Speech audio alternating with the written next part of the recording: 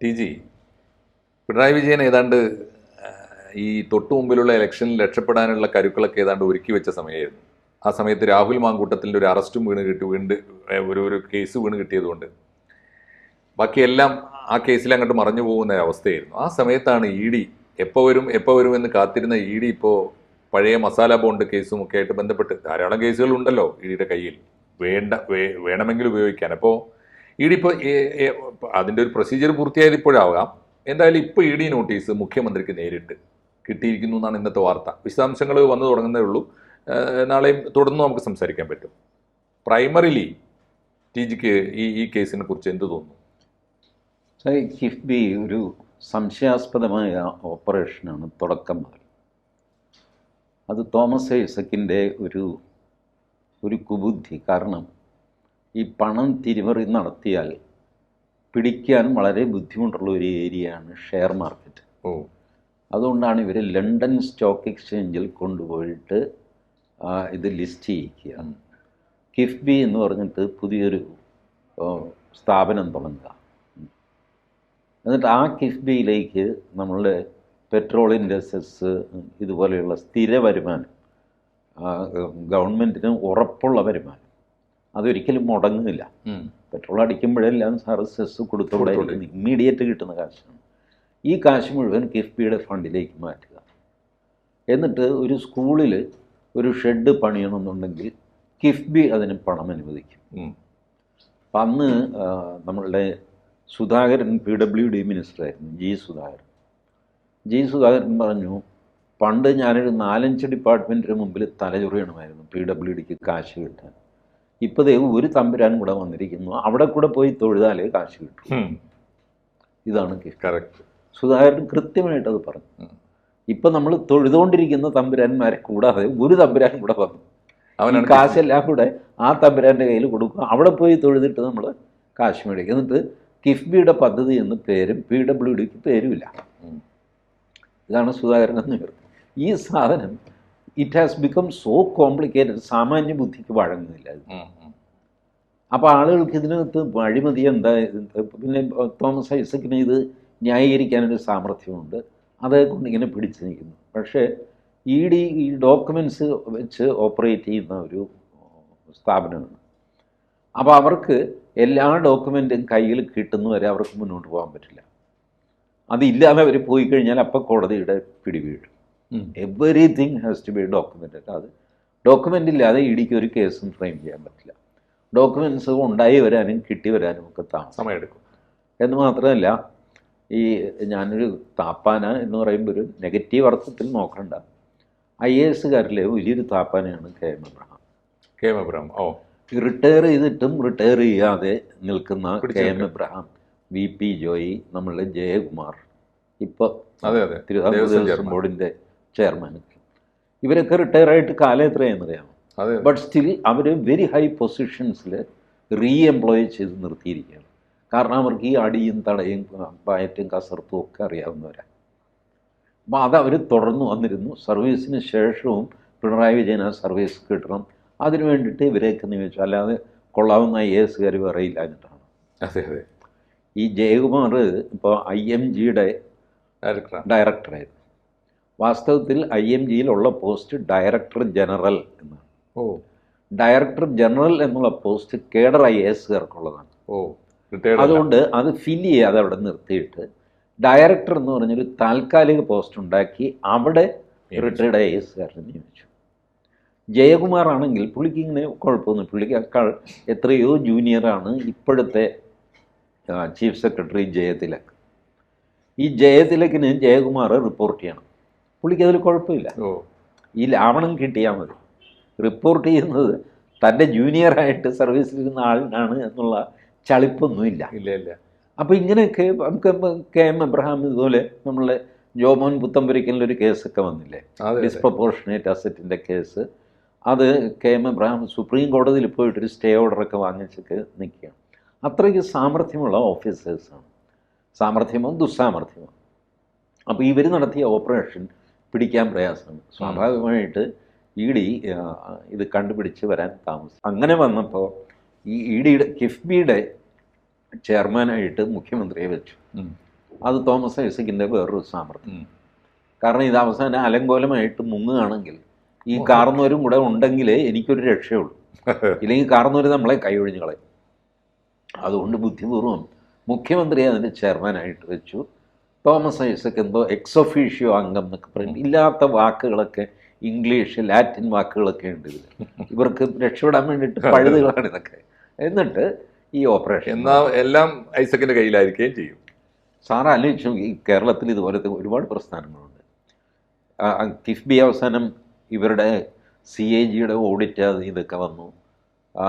കേന്ദ്രത്തിൻ്റെ ഫണ്ട് വന്നപ്പോൾ കേന്ദ്രം പറഞ്ഞു കിഫ്ബിയുടെ ലയബിലിറ്റി കേരള സർക്കാരിൻ്റെ ലയബിലിറ്റിയാണ്. സർക്കാർ പറഞ്ഞു അതൊന്നുമല്ല, കിഫ്ബി വേറൊരു സ്ഥാപനമാണ്, സർക്കാരിൻ്റെയാണ്, പക്ഷേ ആ സ്ഥാപനത്തിൻ്റെ കടം സർക്കാരിൻ്റെ അല്ല. അതെങ്ങനെ നിങ്ങൾ ഉണ്ടാക്കിയ ഒരു സ്ഥാപനത്തിൻ്റെ കടം നിങ്ങളുടേതല്ല അതാകുന്നത്? ഇവരിതുപോലെ ചെയ്തു. KSRTCക്ക് കാശില്ല. KTDFC എന്ന് പറഞ്ഞൊരു സ്ഥാപനം ഉണ്ടാക്കി, കേരള ട്രാൻസ്പോർട്ട് ഫൈനാൻസ് കോർപ്പറേഷൻ.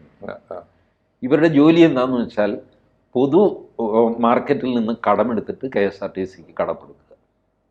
അതിൻ്റെ ഇടത്തട്ട് KSRTC തിരിച്ചടയ്ക്കുകയില്ല. ഇവർ പൊളിഞ്ഞു, KTDFC പൊളിഞ്ഞു. കൽക്കട്ടയിലെ രാമകൃഷ്ണ മിഷൻ 120 കോടി രൂപ നിക്ഷേപിച്ചു ഈ KTDFC. മെച്ചുവറായി കഴിഞ്ഞപ്പോൾ പൈസ കൊടുക്കുന്നില്ല. രാമകൃഷ്ണ മിഷൻ ഹൈക്കോടതിയിൽ വന്നു. ഹൈക്കോടതി പറഞ്ഞു കാശ് കൊടുക്കണമെന്ന്. KTDFC കൈമണത്തി ഞങ്ങൾ പാപ്പരാണ്.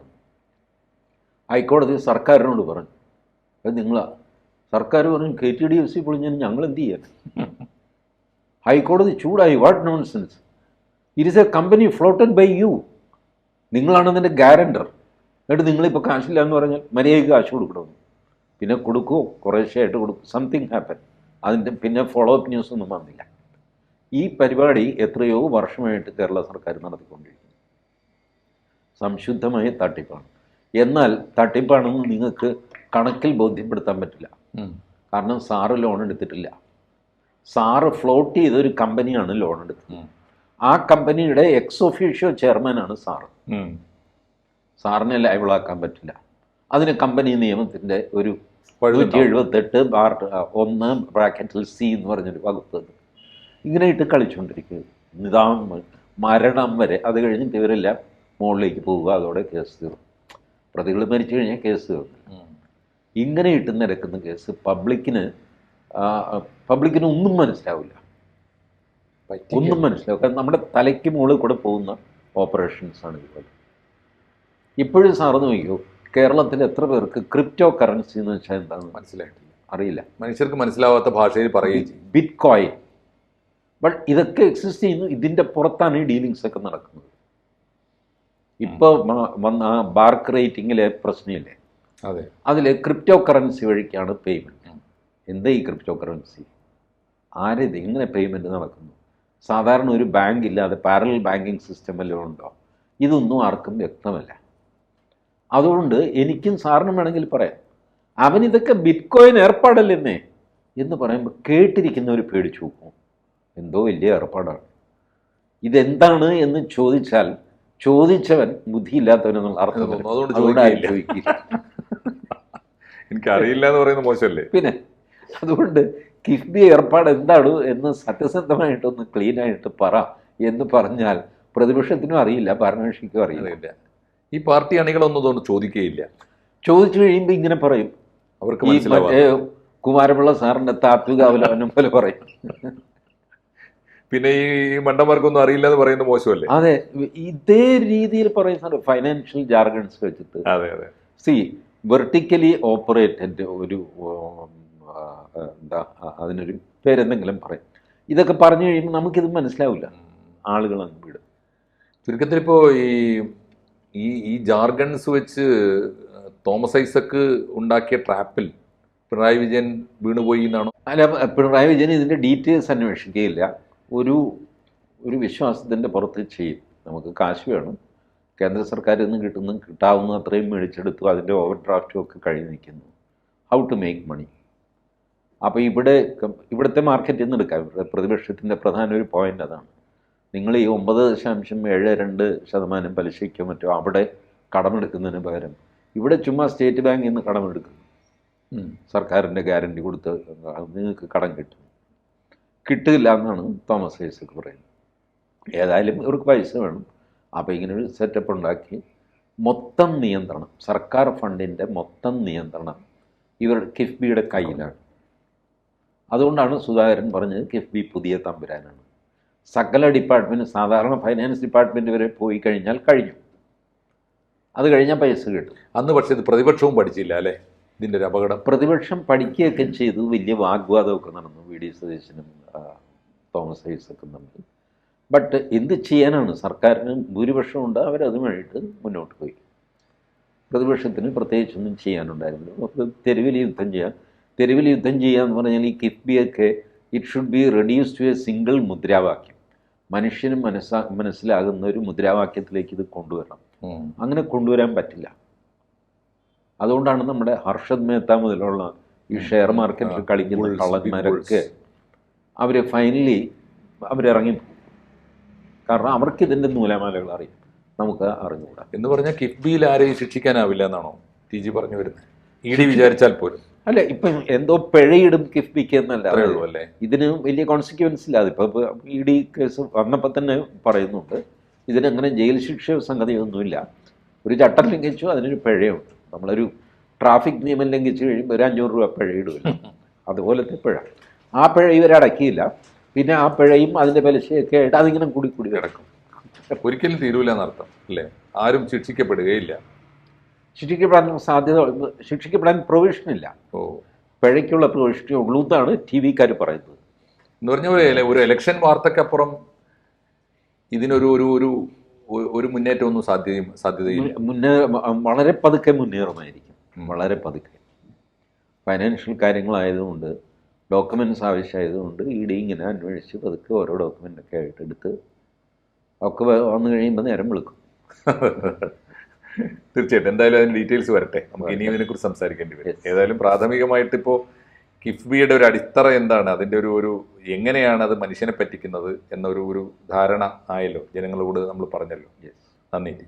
കൂടുതൽ വാർത്തകളും വിശേഷങ്ങളും നിങ്ങളിലേക്ക് എത്താൻ ABC മലയാളം സബ്സ്ക്രൈബ് ചെയ്യുക, ബെൽ ബട്ടണും അമർത്തുക.